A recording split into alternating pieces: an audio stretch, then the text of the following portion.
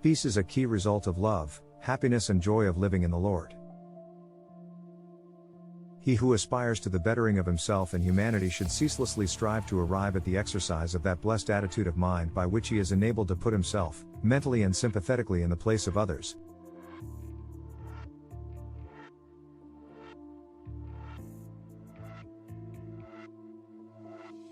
And so, instead of harshly and falsely judging them, and thereby making himself unhappy without adding to the happiness of those others, he will enter into their experience, will understand their particular frame of mind, and will feel for them and sympathize with them.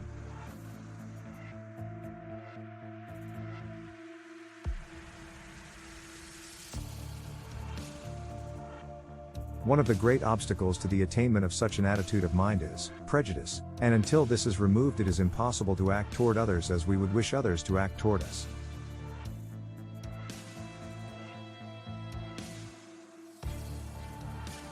Prejudice is destructive of kindness, sympathy, love and true judgment, and the strength of a man's prejudice will be the measure of his harshness and unkindness toward others, for prejudice and cruelty are inseparable.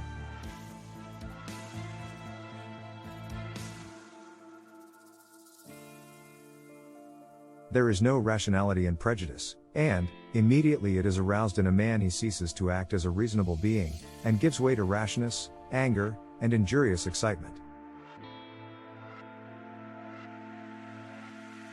He does not consider his words nor regard the feelings and liberties of those against whom his prejudices are directed. He has, for the time being, forfeited his manhood, and has descended to the level of an irrational creature. While a man is determined to cling to his preconceived opinions, mistaking them for truth, and refuses to consider dispassionately the position of others, he cannot escape hatred nor arrive at blessedness.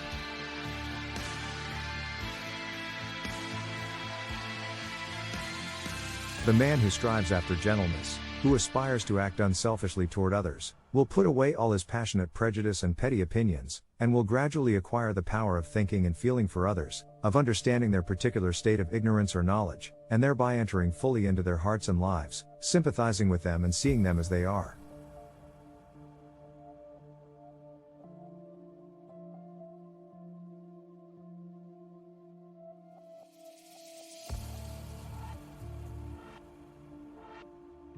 Such a man will not oppose himself to the prejudices of others by introducing his own, but will seek to allay prejudice by introducing sympathy and love, striving to bring out all that is good in men, encouraging the good by appealing to it, and discouraging the evil by ignoring it.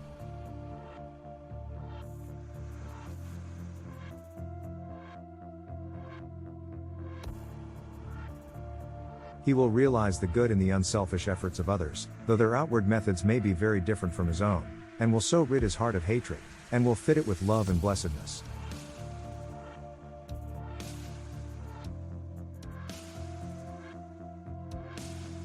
When a man is prone to harshly judge and condemn others, he should inquire how far he falls short himself. He should also reconsider those periods of suffering when he himself was misjudged and misunderstood.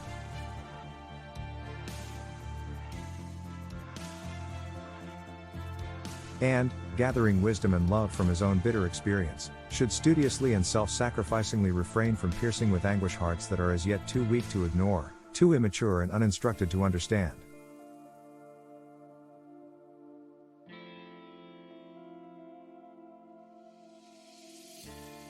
Sympathy is not required towards those who are purer and more enlightened than oneself, as the purer one lives above the necessity for it. In such a case, reverence should be exercised, with a striving to lift one's self up to the purer level, and so enter into possession of the larger life.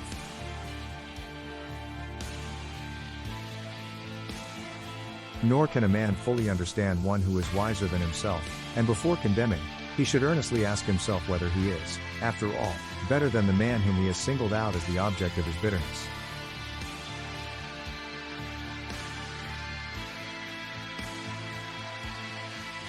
If he is, let him bestow sympathy. If he is not, let him exercise reverence. For thousands of years the sages have taught, both by precept and example, that evil is only overcome by good, yet still that lesson for the majority remains unlearned.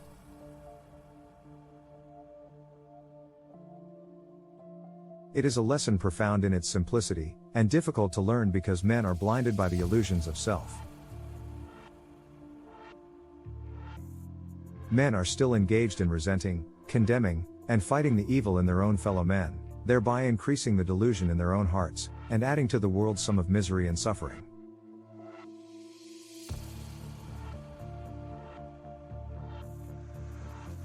When they find out that their own resentment must be eradicated, and love put in its place, evil will perish for lack of sustenance. With burning brain and heart of hate, I sought my wronger, early, late, and all the wretched night and day. My dream and thought was slay, and slay. My better self rose uppermost, the beast within my bosom lost itself in love, peace from afar shone on me radiant like a star. I slew my wronger with a deed of love, I made him bleed.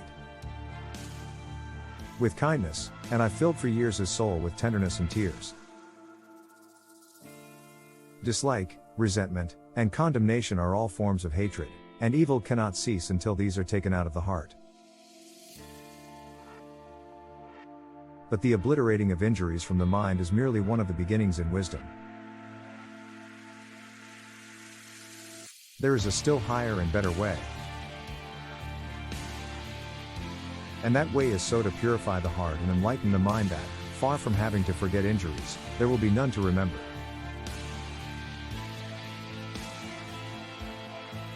For it is only pride and self that can be injured and wounded by the actions and attitudes of others, and he who takes pride and self out of his heart can never think the thought, I have been injured by another or I have been wronged by another.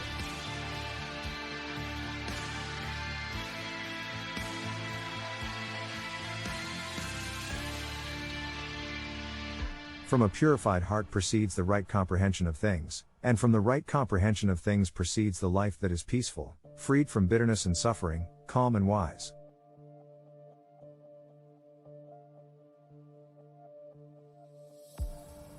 He who thinks, this man has injured me, has not perceived the truth in life, falls short of that enlightenment which disperses the erroneous idea of evil as a thing to be hatefully resented.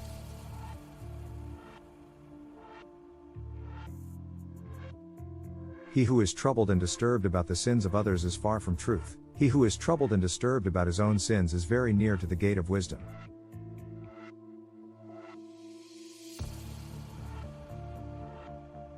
He in whose heart the flames of resentment burn, cannot know peace nor understand truth. He who will banish resentment from his heart, will know and understand.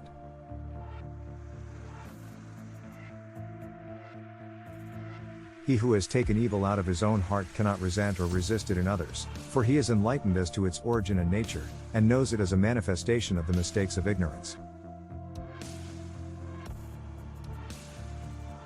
With the increase of enlightenment, sin becomes impossible. He who sins, does not understand. He who understands does not sin. The pure man maintains his tenderness of his heart toward those who ignorantly imagine they can do him harm. The wrong attitude of others toward him does not trouble him. His heart is at rest in compassion and love. Blessed is he who has no wrongs to remember, no injuries to forget, in whose pure heart no hateful thought about another can take root and flourish. Let those who aim at the right life, who believe that they love truth, cease to passionately oppose themselves to others, and let them strive to calmly and wisely understand them, and in thus acting toward others they will be conquering themselves.